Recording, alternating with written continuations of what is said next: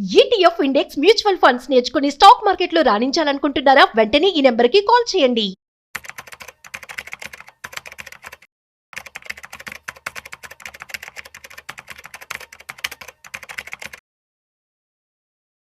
So ₹1,00,00,000 house, అదేవిధంగా 80 లక్షల రూపాయల లోన్ కనుక ఉంటే వాడిని సక్సెస్ అని చెప్పి అంటూ ఉంటారు ప్రజెంట్. అసలు కోటీశ్వరులు చేసేటువంటి ఆస్తులు ఏంటి, అదేవిధంగా కోటి కళ ఇది ఎలా నెరవేర్చుకోవాలి, కోటీశ్వరులు అవ్వాలి అంటే ఏం చేయాలి, అసలు ఎవరిని కోటీశ్వరులు అంటారు? సో వీటికి సంబంధించి పూర్తి సమాచారం ఇవాళ మనతో చెప్పడానికి ఫైనాన్షియల్ ఎక్స్పర్ట్ గిరిబాబు ఉన్నారు. సో వారి మాటలో మరింత సమాచారం అది తెలుసుకుందాం. సో హాయ్, హలో, నమస్తే, వెల్కమ్ టు సుమన్ టీవీ. నేను మీ Rajiv Pasupuleti. So let's start. So hi sir, నమస్తే. నమస్తే అండి. యా సార్, యాక్చువల్లీ మనం చూస్తున్నట్లయితే ఒక హౌస్ కొనేసుకుంటే అదేవిధంగా ₹1,00,00,000 లేకపోతే 80 లక్షల లోన్ ఉంటే వాడిని సక్సెస్ అని చెప్పి అంటూ ఉంటారు. ఓకే, సో ఇది ఇతను కోటేశ్వరుడా, లేదు అంటే ₹1,00,00,000 పోర్ట్ఫోలియో ఉండి ఇన్వెస్ట్మెంట్లో అతను కోటేశ్వరుడా అంటే ఏమంటారు? అసలు కోటేశ్వరుని చేసే ఆస్తులు ఏంటి? నార్మల్గా ఈ కోటి కళ అంటే నేను ఒక కోటీశ్వరుని అవ్వాలి అనే ఫీలింగ్, ఓకే, ఆ డ్రీమ్ ఇస్ కంప్లీట్లీ ఒక చాలా మందికి నెరవేర్చుకోవడానికి ప్రయత్నం చేసే ఎప్పటికి నెరవేరని ఒక కళగా మిగిలిపోతుంటుంది. కొంతమంది నెరవేర్చుకుంటూ ఉంటారు. సో మీరు చాలా మంది చూడండి, పిల్లల్ని మామూలుగా క్లాస్ అడగండి, మీరు పెద్దయ్యాక ఏమవుతారు అబ్బాయి అని, ఒక అబ్బాయిని కానీ పిల్లల్ని కానీ చదువుకునే వాళ్ళని అమ్మాయిలు కానీ అడిగితే, నేను పెద్దయ్యాక పలానా కంపెనీలో ఉద్యోగం తెచ్చుకుంటాను, జాబ్ తెచ్చుకుంటాను, బాగా చదివి జాబ్ తెచ్చుకుంటాను. అందరూ జాబ్ గురించి మాట్లాడతారు తప్ప నేను ఉద్యోగాన్ని సృష్టిస్తాను, బిజినెస్ చేస్తాను అనే వాళ్ళు మచ్చు కూడా కనిపించరు.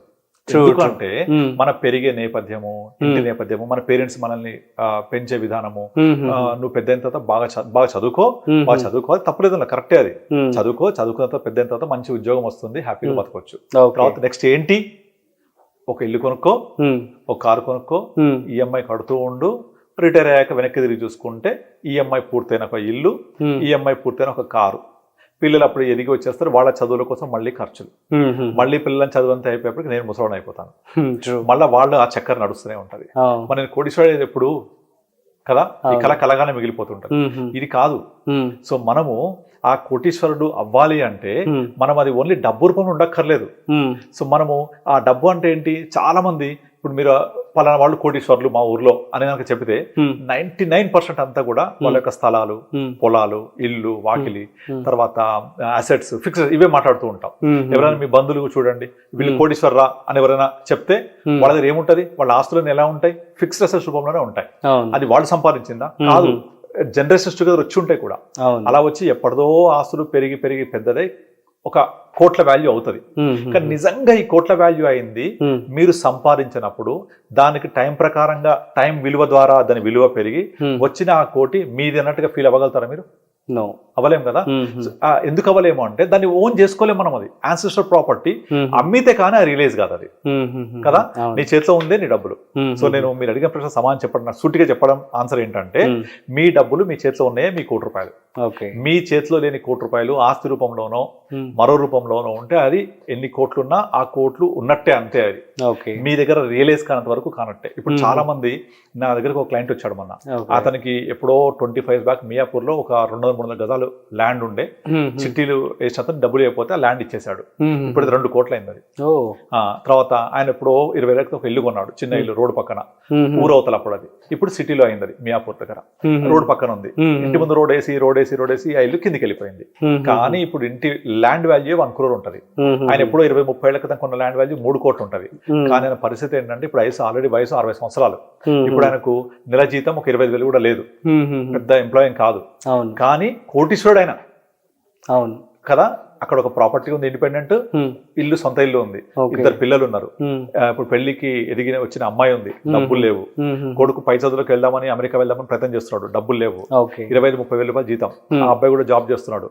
అటు కాంప్రమైజ్ అయ్యి జాబ్ చేయలేక, విదేశాలకు వెళ్ళి చదువుకోవాలనే కోరిక చంపుకోలేక సతమతం అవుతున్నాడు. వాళ్ళ కూతురికి పెళ్లి చేయాలి, కానీ డబ్బులు చేతలేవు. కానీ కోటీశ్వరుడు ఆయన. ఒక ప్లాట్ ఉంది, ఒక ఫ్లాట్ ఉంది, ఒక ఇల్లు, ఇండిపెండెంట్ ఉంది. మరి ఈ కేసులో నిజంగా వీళ్ళని కోటీశ్వరుడు అనొచ్చా మనం? ఇది రియల్ స్టోరీ చెప్తున్నాను నేను. నిజంగా అనొచ్చా మరి కోటీశ్వరుడు వీళ్ళని? సో మనం అనుభవించడానికి, అవసరానికి ఉపయోగపడని ఆ కోట్లు ఉండి లాభం ఏంటి? ఎప్పుడైతే మీరు అనుభవించడానికి ఉపయోగపడడానికి అవకాశం ఉంటుందో, ఎప్పుడైతే అతను రియలైజ్ అవ్వగలుగుతాడో అప్పుడే అతన్ని మనం కోటీశ్వరుడు అని అనొచ్చు. ఓకే. రీసెంట్ గా ఈనాడులో కూడా ఒక ఆర్టికల్ వచ్చింది దీని మీద, కోటి కోటి కళ కళ అని చెప్పేసి. అందులో కూడా సేమ్ ఇదే రైటర్ రాయడం జరిగింది. లైక్ నాకున్న ఆలోచనలు అన్ని కూడా అక్కడ కనిపించాయి అనమాట. సో నార్మల్ గా మనము కోటీశ్వర్లము అని అనుకుంటే అది మీరు ఆస్తుల ద్వారా, ఫిక్స్డ్ అసెట్స్ ద్వారా, మీరు రియలైజ్ అవ్వలేని ఆస్తి ద్వారా ఎన్ని కోట్లు ఉన్నా కూడా దాన్ని కోటీశ్వరం అనలేం మనం. సో మనం సంపాదించి మనకు ఎంతైతే అనుభవించడానికి అవకాశం ఉండి లిక్విడ్ రూపంలో ఉంటుందో, మన లైఫ్ టైం చేస్తామో, that can be treated as 1 crore. Suppose ఆ 1 crore అనేది ఇట్లా బటన్ కొడితే మన అకౌంట్ రావాలి, అంత లిక్విడిటీ ఉండాలి. అప్పుడు మీరు ఒకసారి గుడ్ డ్యామేజ్ చేసుకొని నేను కోటీశ్వరుడు అనే ఫీలింగ్ వస్తుంది మనకు. అవునా? ఇప్పుడు ఎగ్జాంపుల్ అంటే ఫస్ట్ నేను కూడా డౌట్ ఉండే, ఇప్పుడు కోటీశ్వరుడు అంటే ఎవరిని కోటీశ్వరుడు అనాలి?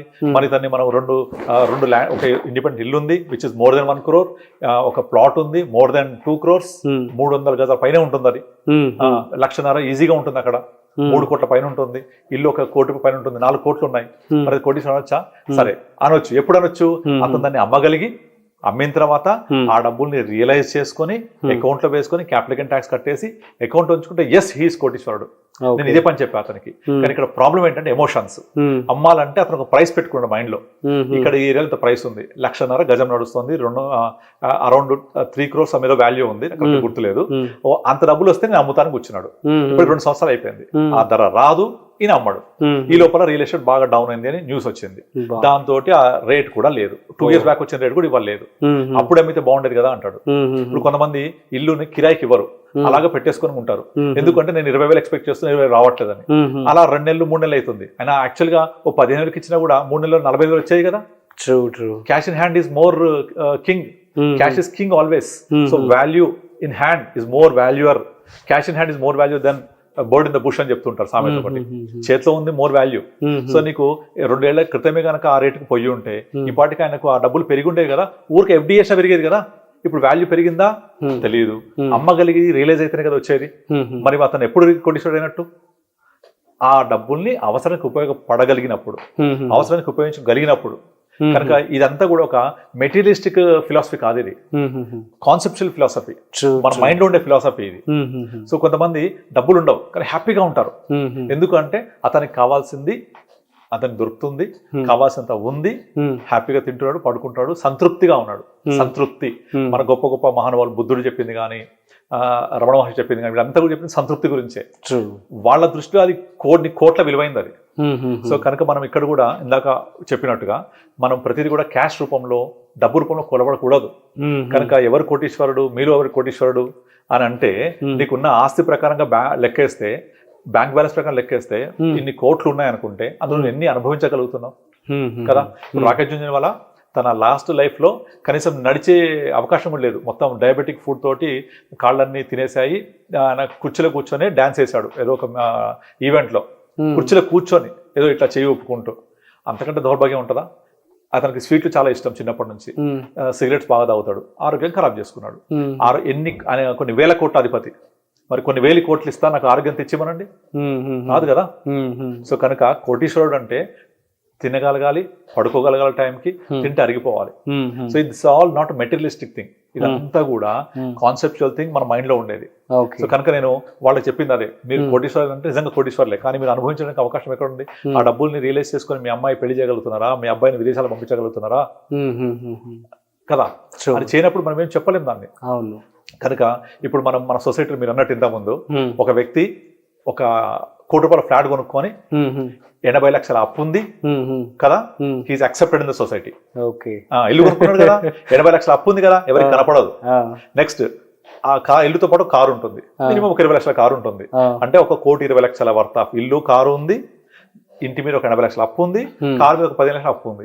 అప్పు కనిపించదు, అంటే ఎంత బరువు మోస్తున్నాడో ఆయనకు మాత్రమే తెలుస్తుంది. చూసే వాళ్లకు ఆయన కోటీశ్వరుడు కదా. దీన్ని కోటి అనొచ్చా మనం? కోటీశ్వరుడు అనొచ్చా మనం? రేపు పొద్దున జాబ్ పోయి ఈఎంఐ కట్టకపోతే, 3 EMIs కట్టకపోతే ఎన్పిఎస్ కింద డిక్లేర్ చేస్తారు బ్యాంకు కదా. 3 EMIs కట్టకపోతే చాలు, ఎన్పిఐ కింద డిక్లేర్ అవుతుంది. 4వ EMI కట్టకపోతే ఇంటికి వచ్చేస్తారు వాళ్ళు. మరి నీదా ఇల్లప్పుడు కాదు కదా, మనం కోటీశ్వరుడు అనుకుందామా? కానీ సొసైటీలో ఉందంతా కూడా దీనికి యాక్సెప్టెన్స్. బట్ ఇది కాదు. అదే వ్యక్తి ఒక మ్యూచువల్ ఫండ్స్ లో ఒక పోర్ట్ఫోలియో 1 crore ఉందనుకోండి, దాన్ని ఎవరు కన్సిడర్ చేయరు. ఓకే. ఫర్ ఎగ్జాంపుల్ మన సౌత్ ఇండియాలో ఒక పెళ్లి సంబంధానికి వెళ్ళామనుకోండి, ఆ అమ్మాయి వాళ్ళ తండ్రి ఫర్ ఎగ్జాంపుల్ చెప్తున్నాను, లేదా అబ్బాయి వాళ్ళ తండ్రి మీ ఆస్తి పాస్తులు ఏమో అడిగారు అనుకోండి, నాకు మ్యూచువల్ ఫండ్స్ కోటి వల్లే అంటే ఎవరు కన్సిడర్ కూడా చేయరు. అదే ఈఎంఐ కడుతున్న ఇంకా ఈఎంఐ ముగిసిపోయిన ఇల్లు ఉంది అంటే ఈజ్ గుడ్. ఆ పెళ్లి కొడుకు మా అబ్బాయి ఉద్యోగం రాగానే 2 కోట్లు పెట్టి ఇల్లు కొన్నాడు, ఈఎంఐ ఉంది ఇంకా అది చెప్పరు ఇక ఈఎంఐ 2 కోట్లు పెట్టి ఇల్లు ఉంది, ఈఎంఐ ఫుల్ గా ఉంది ఇంకా 1.7 crore ఇంకా ఈఎంఐ ఉంది కదా. కానీ అతను అక్సెప్టెడ్. వేరే ఇంకొక అబ్బాయి మ్యూచువల్ ఫండ్ లో జమ చేసుకుంటూ వచ్చి మ్యూచువల్ ఫండ్ పోర్ట్ఫోలియో ఒక 1 కోటి రూపాయలు ఉంది అంటే నాట్ అక్సెప్టెడ్. అదంతా ఇక్కడ ఉంటుంది, మైండ్ లో ఉంటది, అవునా కదా. Physical things they want actually. Exactly. So మరి వీళ్ళని కోటీశ్వరం వచ్చా? నో. ఈఎంఐ ఉంది, లోన్ ఉంది, బర్డన్ ఉంది, కార్ లోన్ ఉంది, లేకపోతే జాబ్ పోతే పరిస్థితి అంటే ఎవరు కడతారు? సో మీ 20 years అంతా అయిపోయిన తర్వాత ఈఎంఐ తీరిపోయిన ఇల్లు మాత్రమే ఉంటుంది వెనక్కి తిరిగి చూస్తే, ఇంకేముండదు లైఫ్ లో ఇక. సో ఇవన్నీ కూడా మనము ఎలా ప్లాన్ చేస్తున్నాము, లిక్విడిటీ ఎంత ఉంది, మన ఫైనాన్షియల్ ప్లానింగ్ ఎలా ఉంది, మనం కోటీశ్వరుగా కనబడుతున్నామా, నిజంగా ఉన్నామా, దట్ ఈస్ వెరీ ఇంపార్టెంట్. కోటీశ్వరుడు కనపడడం వేరు, ఉండడం వేరు. యా, మీరు అన్నట్టుగా ఇంత ముందు 1 కోటి రూపాయల ఇల్లు 80 లక్షల లోన్ కానీ కనపడతాం కదా. అదే మ్యూచువల్ ఫండ్స్ ఒక 1 crore పోర్ట్ఫోలియో ఉంటే కనపడదు, వినపడదు, ఎవరికి తెలియదు కూడా అది. But he's the real crorepati. True. Super sir, nice clarification. So guys, అర్థమైంది కదా. సో మరి అప్పులు ఉండి ఆస్తులు ఉంటే అవి చాలా ప్రాబ్లమాటిక్కే కాబట్టి, సో పోర్ట్ఫోలియో 1 crore అంటే సో రెండిట్లో మనం కంపేర్ చేసినట్లయితే, సో ఎవరికైతే పోర్ట్ఫోలియో ఉందో వాళ్ళే కోటీశ్వరుడు అని చెప్పి సో తేల్చి చెప్పేశారు. సో అండ్ దట్స్ ట్రూ కూడా. సో ఈ విధంగా మీరు ఇన్వెస్ట్మెంట్ చేసుకొని చక్కగా మీ లైఫ్ని హ్యాపీగా లీడ్ చేయండి. సో మీకు కనుక ఏమైనా డౌట్స్ ఉన్నట్లయితే కామెంట్ చేయండి, మేము మీకు రిప్లై ఇస్తాము. That's it. సో మరొక ఇంట్రెస్టింగ్ కాంటెంట్తో మళ్ళీ కలుద్దాం. అంతవరకు చూస్తూనే ఉండండి సుమన్ టీవీ.